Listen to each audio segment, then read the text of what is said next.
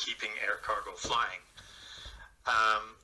This is the first of these particular webinars, and since the COVID-19 crisis has begun, air cargo has been a vital partner in delivering much-needed medicines, medical equipment, and other vital supplies that keep the supply chains moving. So today what we wanted to do was to have some speakers present to you the various actions that have been taken in air cargo. And we appreciate you taking some time out of your very busy schedules to join us and to hear from these experts. The first expert that you'll hear from is Mr. Glyn Hughes, our IATA Global Head of Cargo, followed by Mr. David Brennan, our Assistant Director, Cargo Safety and Standards, and Mr. Gordon Wright, our Head of Border Management. You're able to enter your questions, and I really encourage you to enter your questions into the Q&A box. However, I just want to remind you that we still follow the competition law compliance, and as a result, if there are some questions that come up related to individual policy or commercial decisions, we won't be in a position to answer them. This is an extremely challenging time for our industry. We have issues arising on just about all fronts. And so today we want to share with you what we're doing, but also, and perhaps more importantly, we want to hear from you via the Q&A and via the polls that we will run to understand really what are your challenges and what can we as IATA do to provide you with more information, more assistance.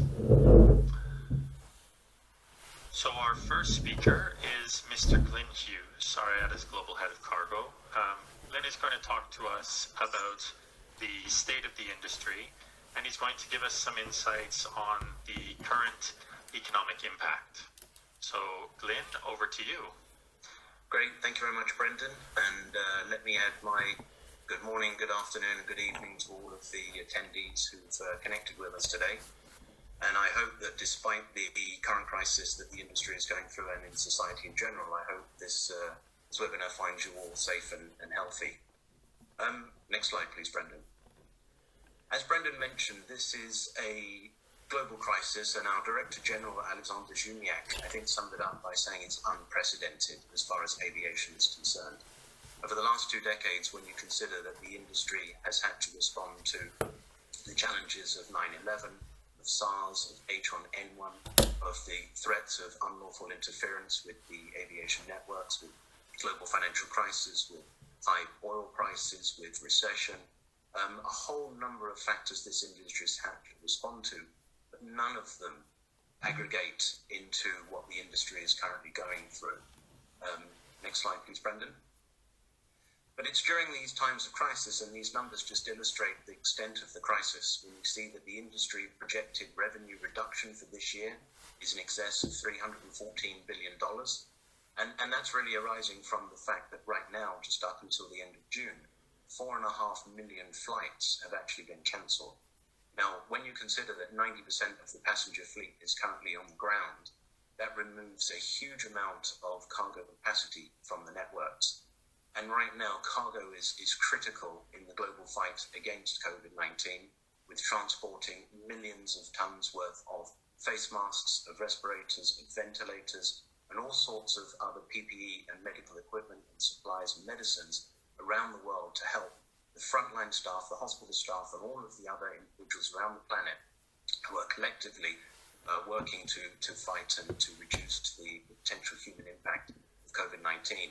And I think it also goes without saying that the air cargo industry shines in times of crisis. And I just want to extend a great debt of appreciation to all of those of you who are joining us today, and your colleagues out there who are very much on the front line of making sure all this critical equipment can move around the world.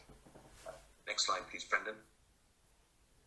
When you look at the impact that the current crisis has had on the industry, we do a quick comparison to the situation, the global financial crisis. During the global financial crisis, the 12-month period between January and December 2008 saw a reduction in cargo volumes of about 23%. And it's surprising to many to see that this reduction currently we're going through is less than that, in fact 15% March to March. And that just, again, emphasizes the role that air cargo has played on the front line of moving critical supplies literally north, south, east and west, everywhere throughout the planet. So again, it shows that the industry has responded to the challenges that have been set. Next slide, please.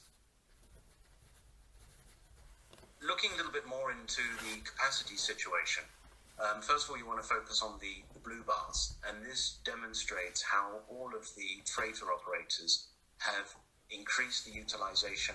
They've actually taken parked aircraft, put them back into service, and have really taken the system as much as they can to increase that capacity to fill that huge shortfall that has been created when you look at the negative side by the hopefully red bars on your screen, which is how much belly capacity has actually been removed. And you see globally it's roughly 40-45%. And when you consider that in traditional times about roughly half of their cargo will go in the bellies of passenger aircraft, this is taking out a huge not just of capacity, but about global connectivity. So it's critical that the industry has responded. We've been absolutely amazed at how quickly the airlines have actually mobilized many of the grounded passenger aircraft and putting in passenger flights for cargo-only operations, and one of my colleagues is going to talk about that in a moment. But overall, the industry is still suffering from the lack of capacity. And again, one of my colleagues is going to talk about what the industry is doing to try and address that shortfall. So with that, Brendan, it's just a quick introduction. I'd like to hand back over to you. And I know that we're naturally now going to be talking about how the industry is really focused on keeping the cargo flying and making sure that there are the regulatory and operational obstacles and hurdles have been overcome to do so. So with that, I say thank you all again for connecting today, and thank you in your collective fight against COVID-19. Thank you very much, Glyn. Thanks for that great introduction. I think it really sets the scene for us all and all the various actions that are being taken, and essentially tells us why we need to do this in this fight against COVID-19.